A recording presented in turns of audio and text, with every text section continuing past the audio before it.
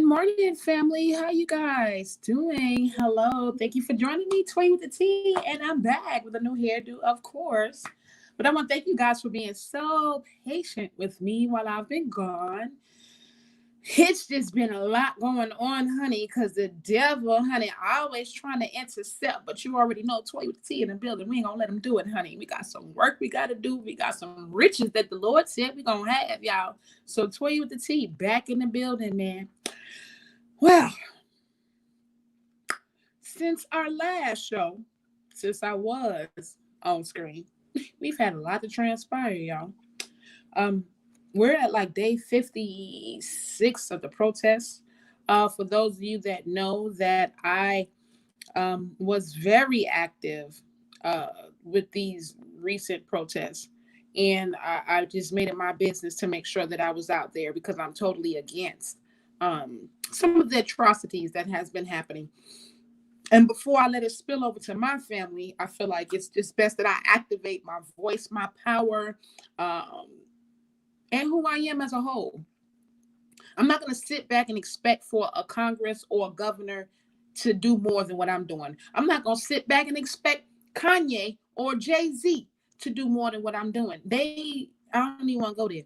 But the we's, the everyday people are the ones that need to be making their voices active because they really don't care.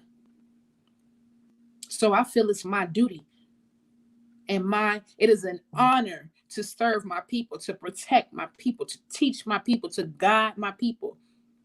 Just like it should be a duty for an elder to have enough heart to address someone younger and express their point of view if they're not doing the right thing. That's just my honor and my duty. And the little old brown girl from Brooklyn, honey, who ain't got nothing going on, honey, but I'm doing what I do. I'm doing everything I can to activate my voice against police brutality, to stand up for Black lives, to stand up for all lives, to be the change that we're looking for. You know, the thing that amazes me with all that's going on is that some of us want them to do everything. And we don't do nothing. We want to talk to them about what they do. But we don't want to do nothing. You sit in your house, ain't been to a march, ain't fed a homeless person, ain't did nothing to give back to the community yourself. But then we put this responsibility on the government and the teachers and the senators and the mayors. They straight. They got their jobs. They ain't got to go to work. They did what they thought that they was supposed to do. They did what their parents and stuff taught them to do, and they ain't got to go to work. They ain't got to do. They got this money, and they sit in the house while we got to go out here and work during a pandemic and get our unemployment cutoff that we've been paying into for years. You know what I mean? They don't care. They did what they needed to do to be where they are at right now. And it's up to us. And if we don't become mobile, if we don't become active, if we don't show them the unity that they see from these protests, that's unity. That's different people who didn't know each other, who don't look alike, who can't identify with each other, who don't come from the same backgrounds, who decided to stand up for this cause. And then you got some clowns, and we try to act like we don't understand. Donald Trump is talking about, well, you know, if you can't bring order to your own cities, I'm going to have to, and I'm going to start martial law. Okay, I'm going to put the military out there to get your citizens to do what they're supposed to. But hold up, can we acknowledge the fact, Mr. Trump, that the protesters and the looters, how about the stories of who they were? There were stories saying that they were inside jobs. They were police officers. They weren't Protesters, can you explain to me the countless hours of videos that we have where people are doing this right here, not doing anything, and they're being met with violence? Why don't, instead of us trying to dispatch the military, okay, why don't we try to launch a federal investigation to figure out who exactly is starting the looting and the rioting? Let's use Big Brother up there in the sky and all of your countless cameras that you put all around these areas, right? And let's actually find the same way you found the Wendy's chick and wind up implicating two other people of color with that. Use that same energy to find out who is actually starting these riots out here. And let's go after them. Martial law, because you did not declare martial law when your racist white supremacist group of folks went to the Capitol and in Michigan with their guns. You didn't call martial law then. We should have, first of all, we should have been called martial law in a state of emergency on Black people, Mr. Trump. We've been getting murdered. We've been getting killed. And when we continue to let something happen for so long, what do they feel like? What does that mean to them?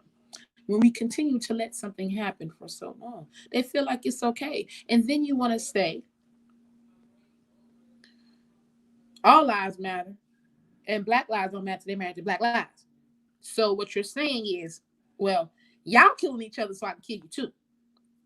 See, these are all mental illness problems that we have in America, and a lot of us like to say, oh, she has mental illness, because when you don't understand, when you don't agree, when you never experience what they experience, their perception, you can never understand their perception. So you like to say people are crazy, and that's fine, because we all have mental health issues in our own way. The part that amazes me is that some of these people who feel they're, oh, I'm educated, and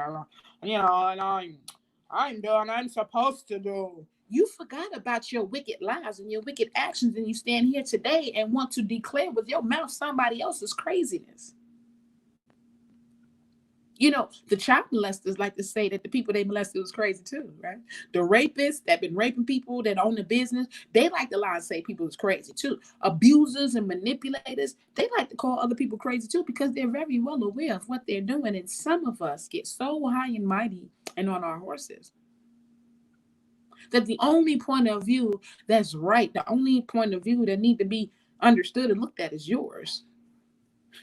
And you are nobody just like me. Let me tell you something. The difference between me and whatever superstar that you allow to get your praise is a matter of perception. You allowed that person to be who they are in your head. It has nothing to do with what they got.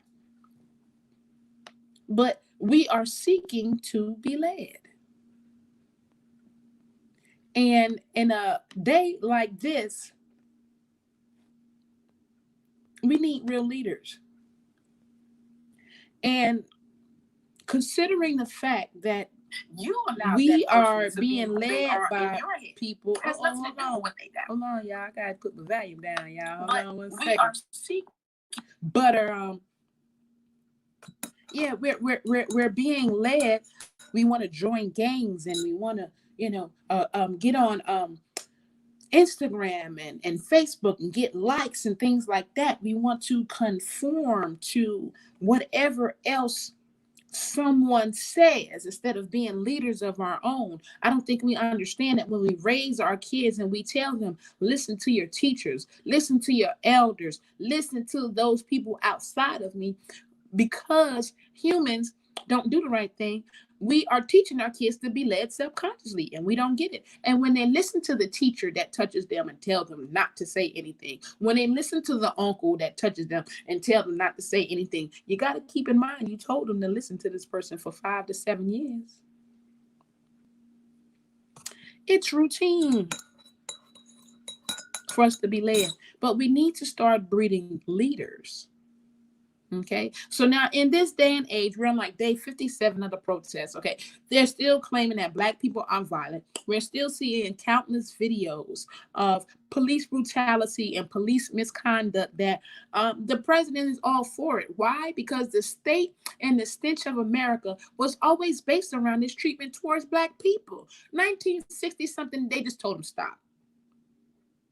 Listen, if you keep killing the Negroes, you can't beat the Negroes because the Negroes, they're not working. They striking. They don't want to get on the bus. They don't want to do nothing. So we can't keep treating the Negroes like that. Okay, have some manners. They're learning that psychologically that they have to talk to people with respect. They have to treat people with respect. They have to treat them with some kind of decency. Okay, and when they found out that the Negroes wasn't having it no more, and Martin Luther King came out, and JFK and Malcolm X, they had to stop killing the Negroes. They had to stop putting fuel on a fire. But they just got quiet.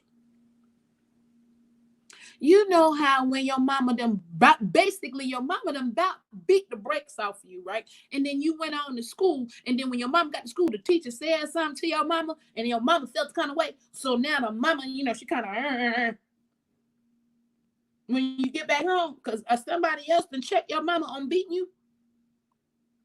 So she just kind of got laid back and easy. No, I ain't even gonna beat you because we defense watching.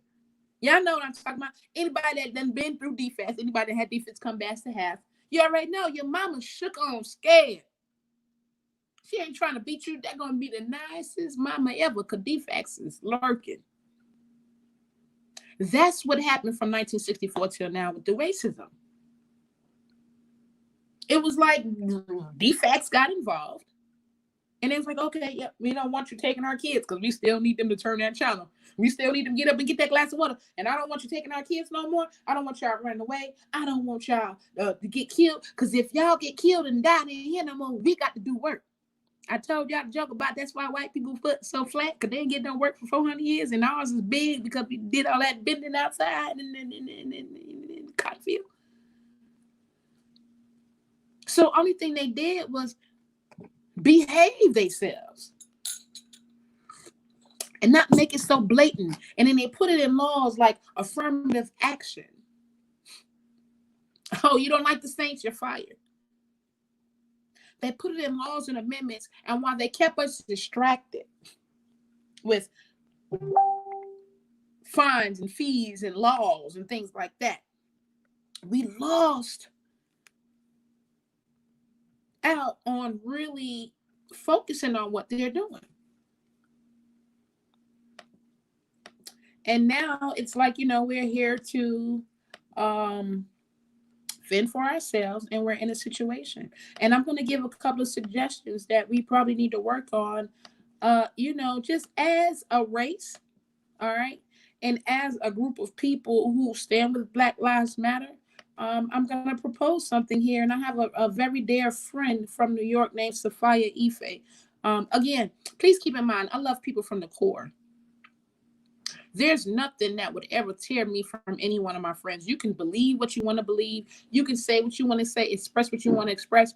I don't necessarily have to agree with everything you say or say, but you still going to be my ninja, no matter what. You feel me? When I get rich, I'm still going to have that door open for everybody. You can feel how you want to feel about what I say. It doesn't make a difference. I have the right to my own opinion and express it. And whoever feels some kind of way about it, I got the right to endure however you feel.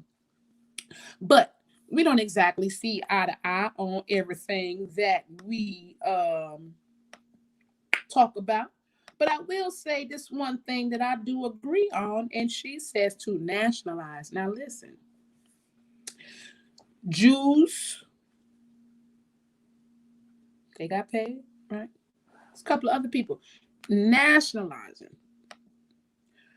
What I can't do is I can't suggest to anybody in my family or to any of you to continue to deal with the United States and its abuse and its perception on how it deals with this African American race. I cannot do that. But what I can tell you and what I can remind you of is that humans, God gave us dominion over all things. And this is where we need to take dominion over our nationalities. It is time to nationalize and form our own sovereign government. that will protect and operate in the best interest of people of color and those who identify and understand the needs that need to be met of people of color. Okay, this is what we call, your sovereign citizens. This is what we call nationalizing. The white nationalists kind of do this, and we probably need to look into that as a race. Let's look into nationalizing. Okay, let's look into getting some sovereignty as we operate and live in the states. Okay, and then we need to start to,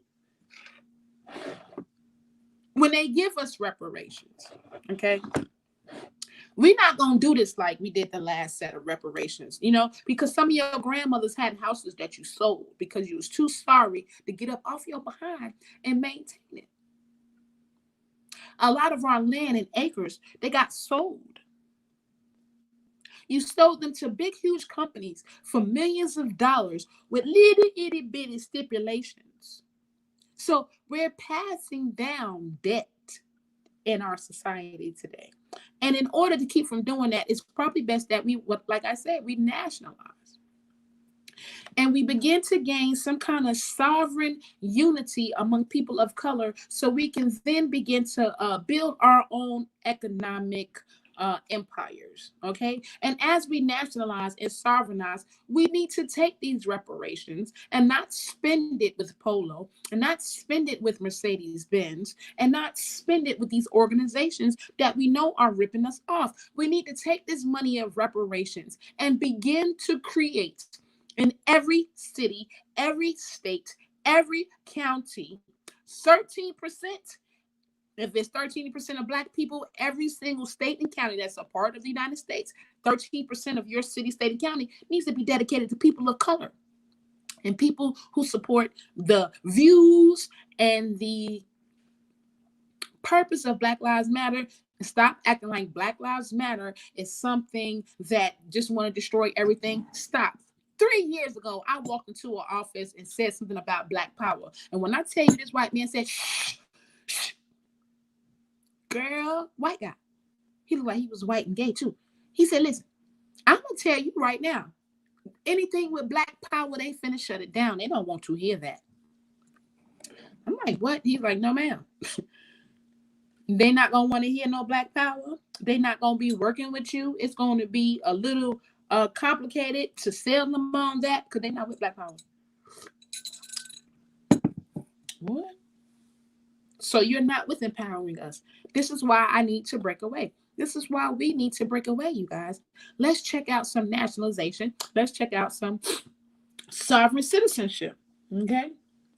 If y'all want a good person that talks to you about sovereign citizenship, if you listen to our discussions that we have about Trump and what he's doing and how he's trying to bring in this one world order, we're watching before our face. We've been talking about them going into martial law. It's been a conspiracy theory for how many years? And we're watching it unfold in our face. And you mean to tell me that the only thing we can do is to continue to go on with our normal lives and not take an hour out your day to write your senator, write your mayor, write your governor, get in touch with somebody who's out here mobilizing, or better yet, the latter of us, house ninjas.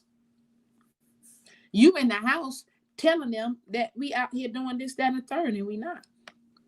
So I think that if we're going to have a fighting chance at being able to come from up under the thumb of the United States, or for a better yet of terms, to come from up under the knee of the United States, we probably really need to look into getting some sovereign citizenship. I'm just going to throw that out there to you guys, only because it's not going to stop. Listen, if you have a son or a daughter and you're not being active in some kind of way, you don't have to go to protests. Go to your local community meetings about your county, about your city. Go to those.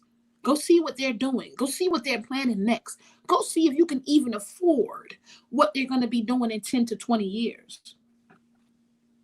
You don't have to be involved with the protest Call your local mayor, your local governor, your local chamber of commerce, and find out how many businesses are Black, and how can you help them promote? Because I don't know if you guys notice it or not, but you don't get a lot of paperwork, or unless you are a part of that clique that's runs your city and runs your state. We don't get a lot of information on what our cities and states are doing. We don't get a lot of information on community meetings. They don't run campaigns. Look at the campaign that they did with coronavirus. Just watch this, y'all. When they did this coronavirus campaign, it was on every channel, every hour, every day for X amount of days until they infiltrated social media and everything else with this coronavirus. Why don't you do the same thing to stop racism? Because you don't really want to stop it. You don't really want to stop it. So when we do these campaigns and we know about voting and the impact it has, and we know about going to community meetings and the impact it has when these positions open up on these spots and the impact it has, why don't we use that same kind of campaigning to get the information out to the people? Because you don't want us to know.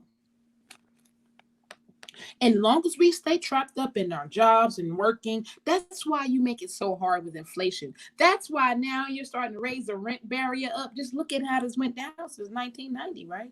We could do a little something in 1990, but they always move that barrier up because now you need to work harder. Working harder and staying under stress, that helps you, keeps you sick. It helps. You can't worry about going to the meetings. You can't worry about being involved because you got to work. You got to pay your rent. You got to pay your gas. You got to pay your lights. You got to pay your this. You got to pay your that. And they want you to keep on going and going and going and going because their job is destroying what we got going on right now. For those of you that make sure you follow my page, please understand. There's a clip of a young lady who say, "Oh, our tax dollars don't help what we think it helps. It doesn't pay bills. It doesn't pay police. It doesn't go for that. They give them grants and all this other kind of stuff here. And we're walking around here being hoodwinked, thinking that our tax dollars is what pay the police. Our tax dollars is what do this. When in actuality, when you look at this young lady doing some research, the IRS in 1984 made some very drastic changes on where our tax dollars go. And we don't even know it. So I think it's very important, ladies and gentlemen, that we see the history of where we've come from. We see the history of America when it comes to dealing with people who are of Black and brown descent, people of color, and the history is a Ike and Tina type situation. It's an Ike and Tina type relationship. And I just don't think that we're going to continue to be able to rectify the relationship or repair the relationship that African Americans and people of color have with the United States until they begin to acknowledge that you abuse us. You abuse us with our police. You abuse us in our hospitals. Did I tell you the story about 3 years ago? I went to hospitals with insurance and without insurance, and all of them sent me home to die. I even had the nerve for one Chinese doctor to tell me it's in your head. So now I'm on this medical quest because I feel like they know it's in your head. And they know if they feed you symptoms, they know if they feed you different things that should come. Like most people, what do you call those people? They're called, oh my gosh, what is their name? I can't remember, but something is always wrong with them. And when something happened, then they're sick and they got it and they do this and they do that. Because when that doctor said it's all in your head, man, that did something to me. And then a little while later, when I didn't have insurance because I was sick, I didn't feel good, and my health is declining and I stopped working. And then when I don't have insurance and I get to the hospital, they still sent me home to die. with internal bleeding, might I add. But let me tell you, when I went home and I found God, when I went home and listened to the instructions of what my God told me clear as day, look here, ma'am.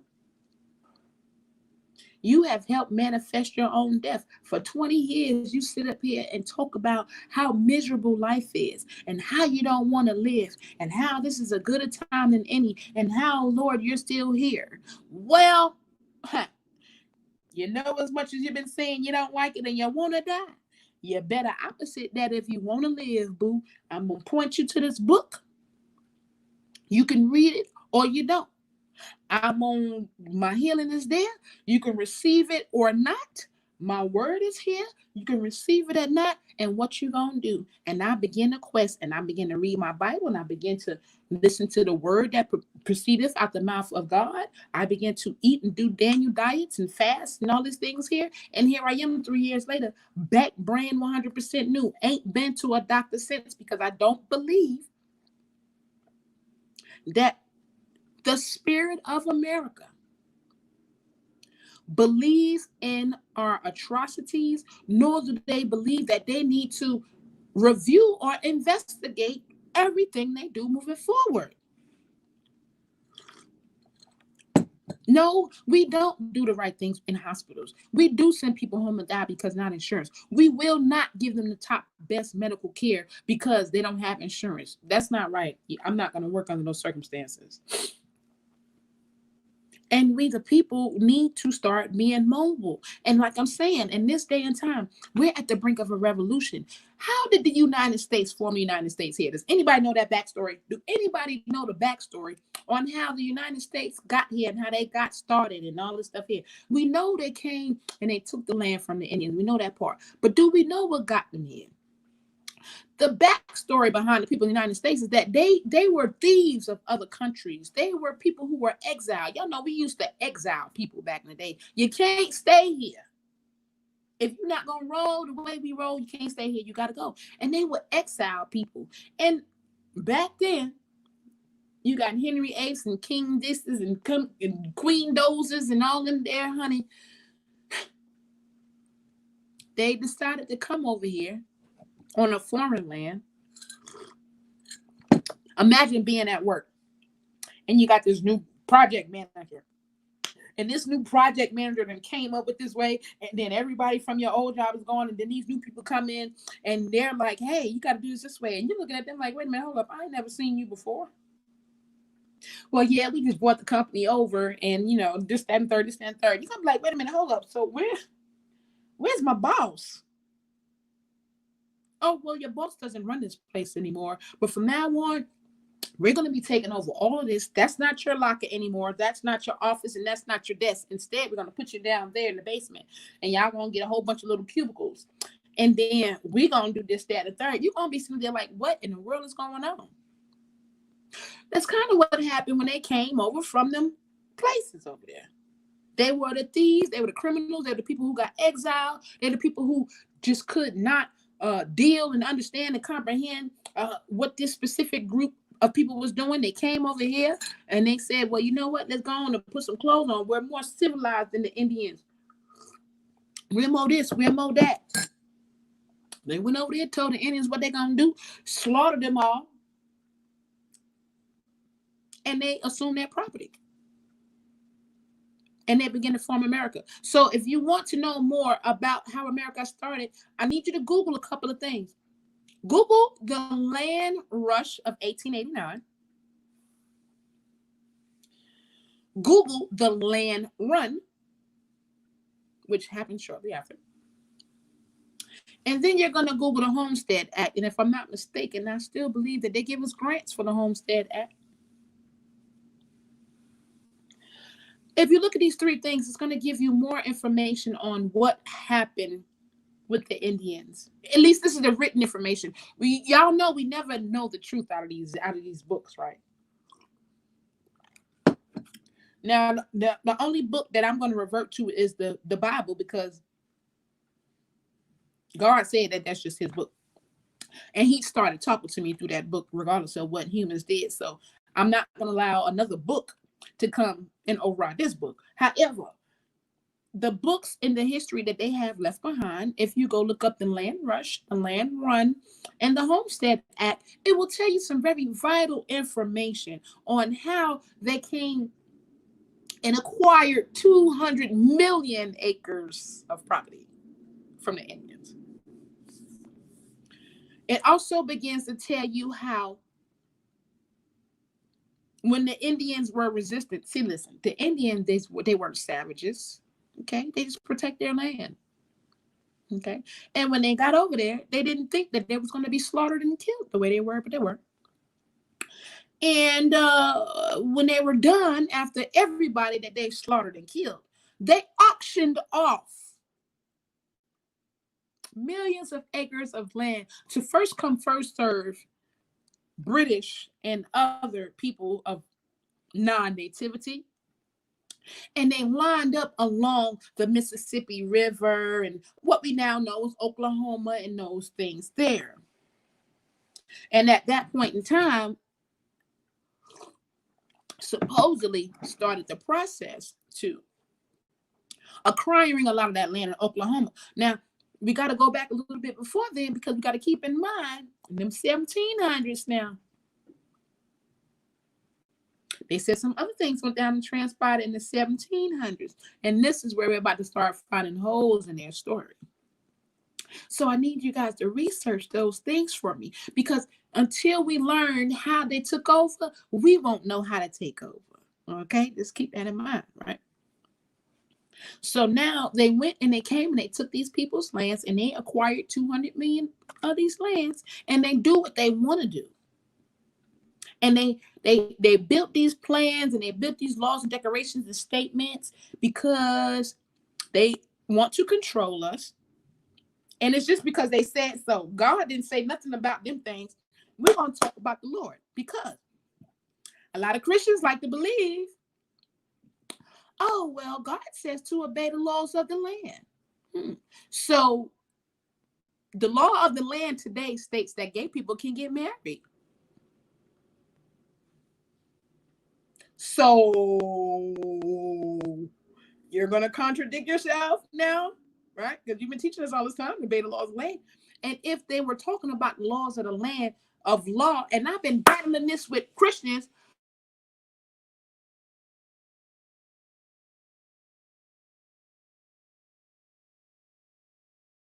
that wasn't right.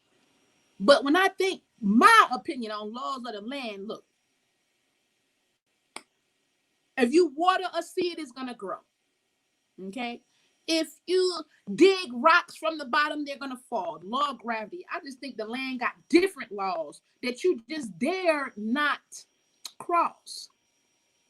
But you use control to tell us to obey laws of the land. Now the law say that you can get married. Now it's like, oh no, you can't do that. It's a mind thing. God talked to me in that book. When I read the Bible, God talked to me. No other person gets dominion or get to go over what God said to me. So what we're at right now, it's wrong. When America came over here, there were thieves, criminals, all this stuff here. They didn't want to be bothered. They got exiled. They came, they took over, and this is the end part. This is the epitome. This is the roost coming home to roost part right now. And we're at the brink of a revolution. In the same way, when they got cast out from over there, they came over here, they beat, they murdered, they brutally slaughtered, all right, and gained their sovereignty, which is a system that they created, and they made this imprint, right? The average civilization only goes about 250 years, and we're coming up on that point. So what are we going to do? Now, I don't want to be racist. I don't want to come off racist, and I don't want to, ruffle no feathers. But I feel like we're superior. That's my opinion and my feeling, and I have every right to them. And I don't care who likes it. I feel like we're God's chosen people. That's my feeling. That's how I feel. And you're not going to take my opinion from me. But I also feel, with me knowing that I'm God's people, with me knowing that we were in the beginning, for me knowing that all these books and distractions you came up with is another distraction to keep me from knowing who I am, I also believe that this is God's people time.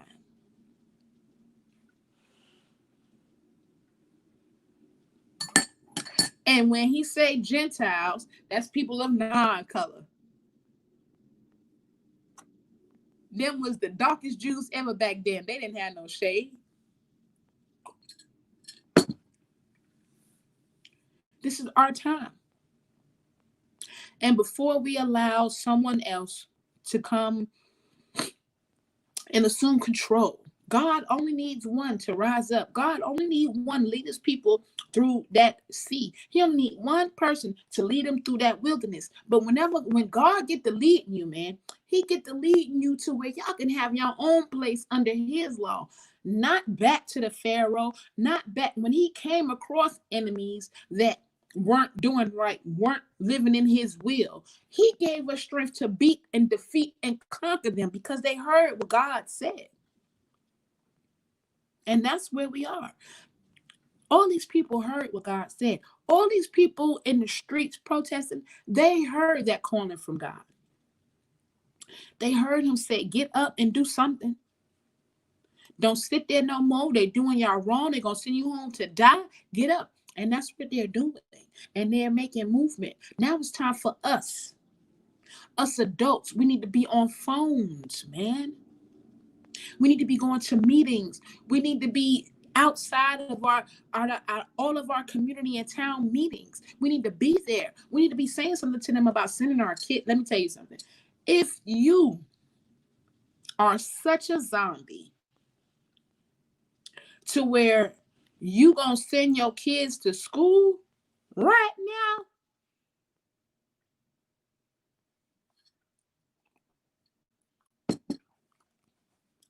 no, I can't do that. I don't thank the Lord I don't have no kids. I'd have been homeschooling my kids anyway because I don't have faith in the system. I don't have faith in their education. I don't have faith in their policing. I don't have faith in their health system. I don't have faith in their voting system. I don't have faith in it. And I just feel, it's just, I just rather go doing my own thing, and I'm not going to let anybody stop me, man. I mean, it just doesn't matter.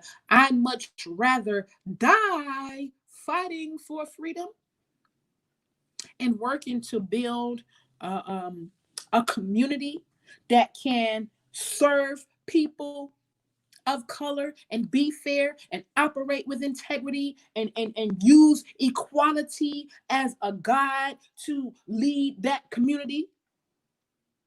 I'm dying for something like that. I'm not going to let another sister or brother, I don't care if I don't know you. I'm not going to sit quiet, not another day, about another police brutality, about another old person getting put out of their house due to gentrification and redlining, about another gerrymandering scheme like they're doing right now. This is the last straw, and I'm going to need as many people to help me as possible. But as we look at our current state of events for Black and brown people, we must understand that we are and we have been at a state of emergency for a very long time now. And it's time for us to get up and get activated and start to make proper adjustments and start assimilating different divisions. Okay. And for instance, the group INFAC, the Not Effing Around Coalition, that should be our police. Those type people, previous military and previous police officers, those need to be our police, okay? And we need to structure and get 13% of each community, each county, each city, and each state to accommodate any Black person, because we know that it's 13% of Black people, so you say.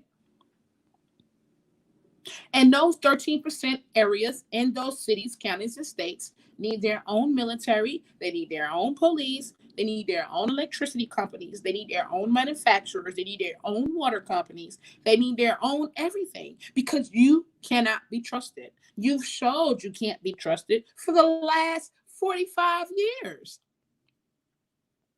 And if we continue to go to school, get this education, and have common sense, and keep running in this rat race, we're going to deserve to get everything we get. So, no. Now, I just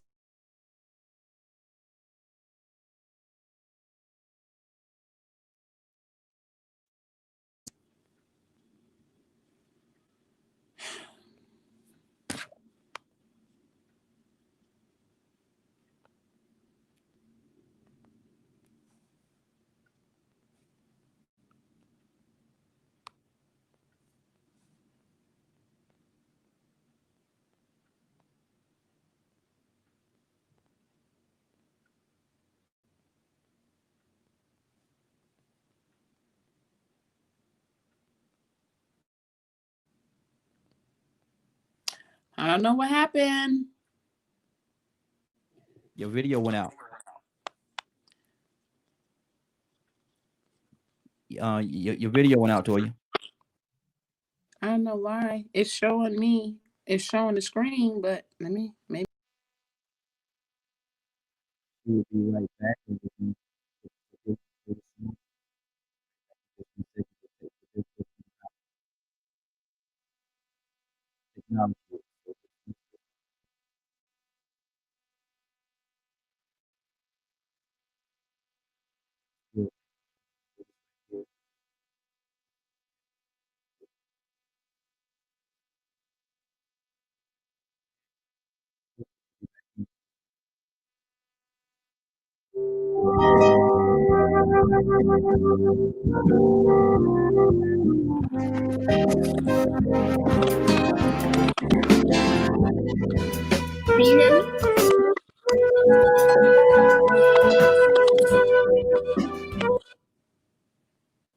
She's back.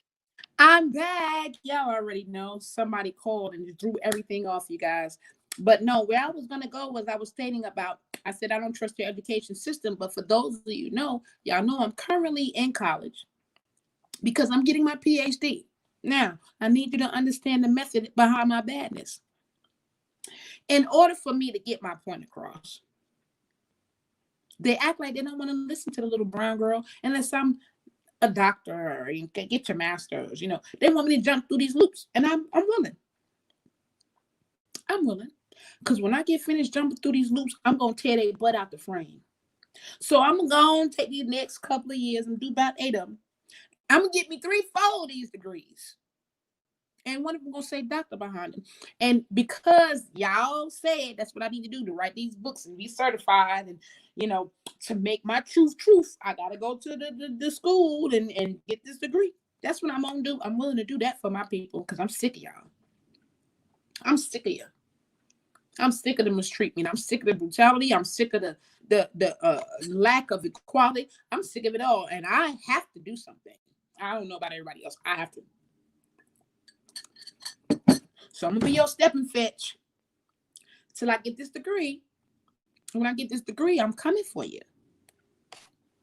I'm running for president. I'm running for the Department of Labor. I would love to be voted for the Department of Labor first. Me. Then after I do the Department of Labor or win the Labor Commission, then I need to go to the Department of Agriculture and the FDA. I need to do that second because I need to get this food straight. So once I go to the Labor Commission and get these jobs right, I'm finna go get on that food first. So that's 8 years right there. I need them folk to be intact. Then I need to go to housing. That need to be my third stop. My third stop need to be housing. Okay.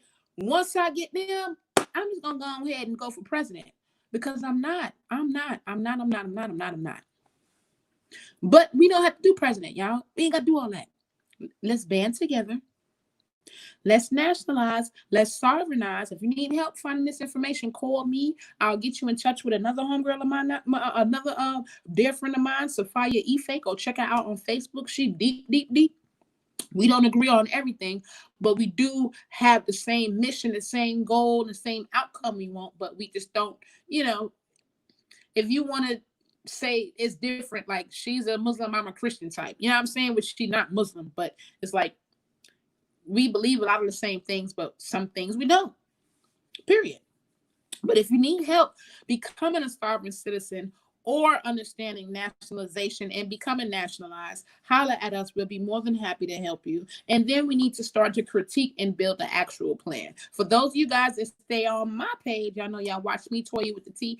I'm probably shadow banned, and they probably, they don't let my lives get out because I'm very controversial. And sometimes, yes, I do cuss like a sailor. But I'm angry, honey. You better be lucky all I'm doing is cussing. But I'm quite sure a lot of my videos don't get out. But I am available for you guys. If you want to, you can go ahead and go to the ABE network, ABE1 network. You can find me there. You can go to my page, Toya with the T, ToyaWitdata. You can also go to my personal page, which is Latoya Fluker, LATOYA FLUKER. But I think most importantly, the thing that we probably need to go check out is the Black Census group. So what I did was I created a page or a group called the Black Census.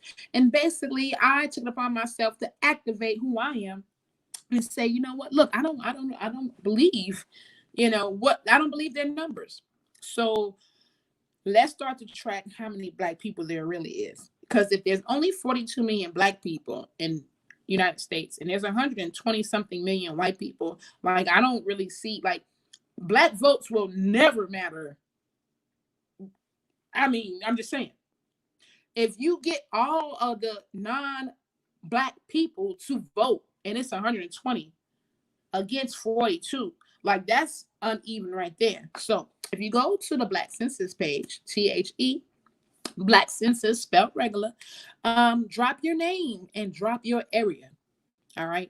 And what we need to do with this Black Census is we need to try to be able to account for and track all Black peoples. You understand what I'm saying? Then we need to find out where they are by area.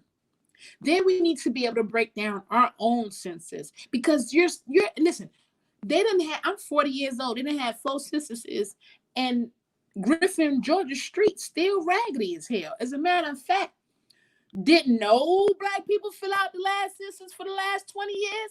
Because Black neighborhoods is raggedy as I don't know what. So it got to be that all 42 million, okay, I'm not going to say all, at least 40 million of the Black folks ain't never filled out the census because our neighborhoods are still crap. No, we need to represent ourselves, you guys. If you need me to do it, then let's go ahead. We need to go ahead, sovereignize, nationalize. We need to have one group of people to deal with the United States. And that's it. One group of people deal, one mayor, one governor, one commissioner, whatever. The same way we do it now is the same way we need to do that when we get our sovereignty and when we nationalize. And one group of people need to deal with them clowns in the United States. And the only thing they need to deal with is say, hey, look,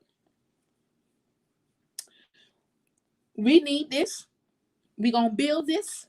And how are we going to exchange this money? We're going to pay you whatever your taxes and whatever it is. You're going to leave us alone. We're going to do our own policing. We're going to do our own healthcare. We're going to do our own educated. We're going to do our own manufacturing. We're going to do our own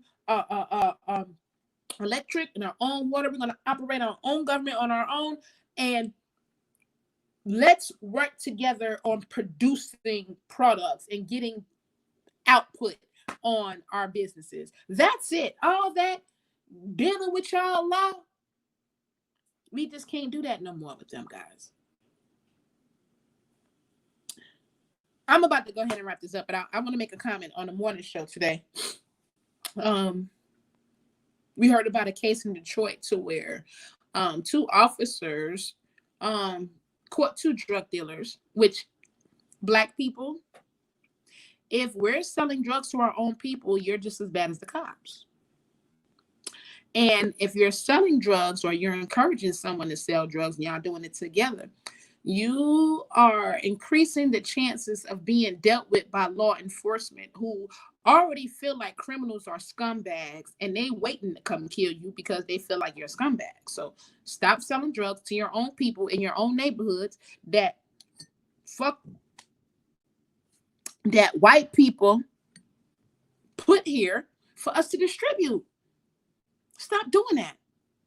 Stop putting ourselves in situations to be that we know that the police is going to be honest. We know that they're going to come for us. Stop doing that. And then when you get shot up, it's like, oh, my son was a good person.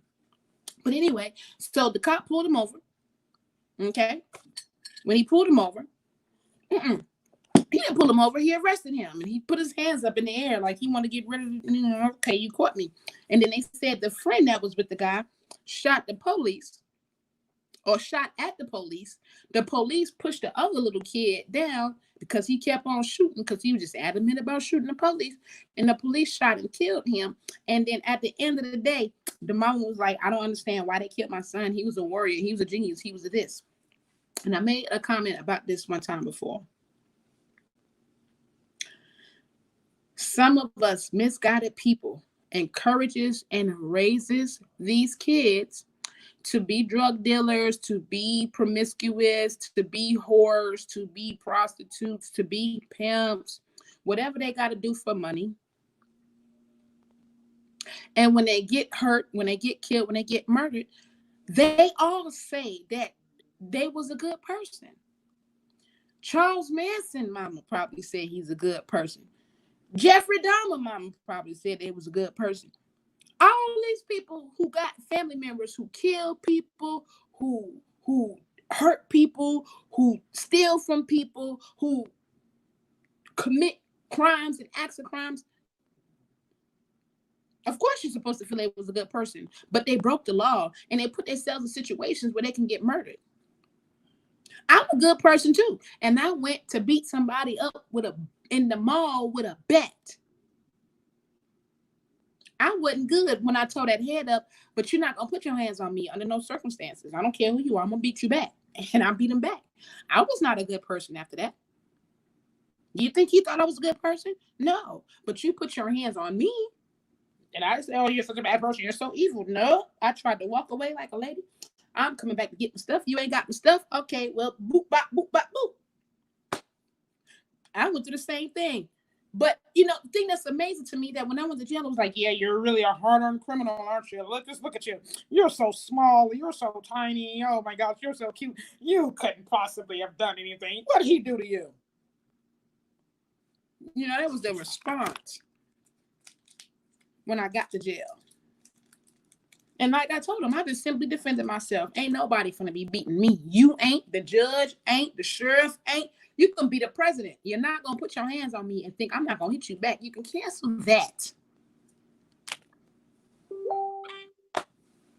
So, the first thing we need to do as individuals is check ourselves, check our families, make sure we're telling our people the right thing to do.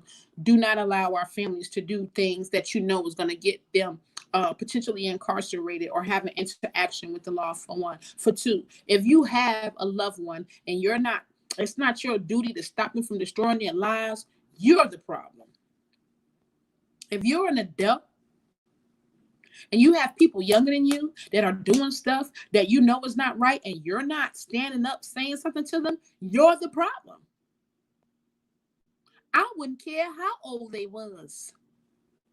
Now, they can take it or leave it, but I'm telling you, my duty. Young people can't do something wrong in my face and me not say nothing. Old people can't do nothing wrong in my face and not say nothing. Demons can't do it. Christians can't do it. I'm going to say something if I know it's wrong, period. Do what you do. I'm not going to allow my youngins and my youth to sell drugs or do things that is going to potentially land them in their future in harm's way. I'm going to say something about it. If you're out here encouraging them to go shoot something up, beat something up, lock something up, squash something without giving them the proper values of being a man, of being a woman, of being a decent individual human being, you are part of the problem. period. So I'm gonna go ahead and we got 5 more minutes, y'all. I'm gonna go ahead and wrap this up, and I'm gonna give y'all a couple of things this day in history. 1969. Do you know that Judy Garland died at the age of 47 years old? On this day in 1969.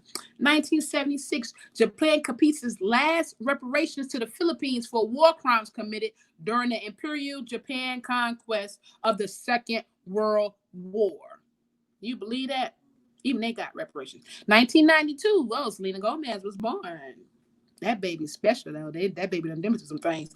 1456, the Ottoman War in Europe, siege of the Belgrade regions of the Kingdom of Hungary, defeats the Ottoman Empire. In 1940, Alex Trebek was born. Oh, bless his heart. Didn't he pass away or something? 1943, World War II, Allied forces capture Palmero during the Allied invasion of Sicily. 1983, martial law in Poland is officially revoked. That's where the police run through the street. I mean, the military. 1933, aviator Wiley Post returns back to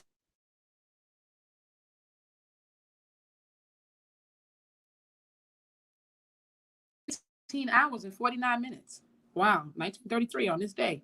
1963, Crown Colony of Sarawak gains self-governance. That's what I'm talking about. Self-governance. That's what we need, y'all. That's what we need.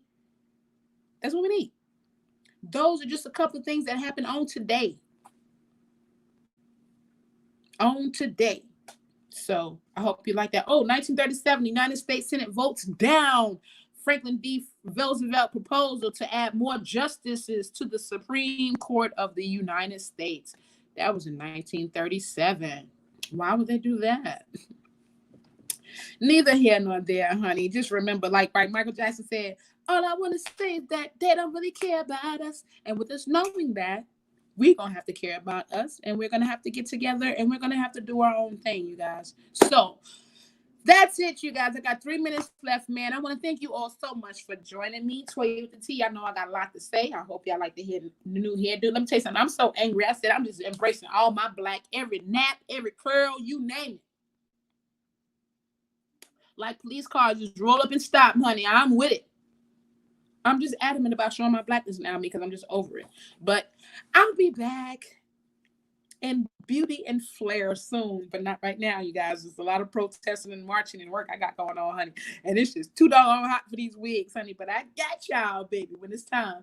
Make sure you go check me out on the ABE network. Make sure you go check out my new reality show with me, Chanel, Isaac, and Terry the Barber on the Takeover Atlanta. It's a story about black entrepreneurs, honey, trying to work our way up through COVID-19. But I want to thank y'all so much. Keep in mind, let me tell you something. Don't you let nothing but death stop you from your destiny, bro. It's nothing standing between you and your destiny except for space and opportunity, man. God is with you. It's our time, man. This is not about color anymore, y'all. This is about good and evil. And we're watching something very, very prominent unfold before our eyes. And it's time for us to get activated. It's time for us to get involved. And it's time for us to get this thing going. All right. So if y'all need any help, y'all got any questions, comments, or concerns, feel free to reach out to me on Toya with the T on all social media, Facebook, Instagram, you name it, I'm there. Or you can email me at toyawitht@gmail.com. You got any questions, comments, and concerns? Maybe you want to be a host on it. I mean, not a host, but you can host it. I'll be a guest. But yeah, maybe you want to come on a show. Maybe you want to do an interview. Maybe you want to do a great debate sketch. I'm with that. All races are welcome, honey. I'm ready on go. But if you're interested, go ahead and hit me up at Toya with the T, ToyaWitBagea@gmail.com. And I thank you guys so much. And I love you guys. And make sure you like and share this video. Make sure you drop your comments. Make sure you let me know what's going on. I'm just saying. I love you guys bunches. I'm about to go get my day started and spread some love. So I'll see you guys next Wednesday. Thank you so much. Bye, you guys. Love you.